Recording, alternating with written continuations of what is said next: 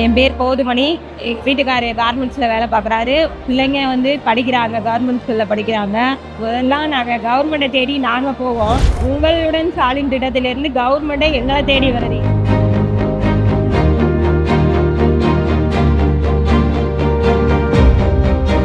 எல்லா சேவைகளும் ஒரே இடத்துல கிடைக்கிறது. இங்கே எல்லா அரசு அதிகாரிகளும் தெரியாதவங்களுக்கு கூட தானே முன் சொல்லி தர்றாங்க. இந்த 1000 ரூபாய் என் குடும்பத்துக்கு கிடச்சின்னா என் குடும்பத்துக்கும் யூஸ்ஃபுல்லாக இருக்கும், என் பிள்ளைங்களுக்கும் யூஸ்ஃபுல்லாக இருக்கும்.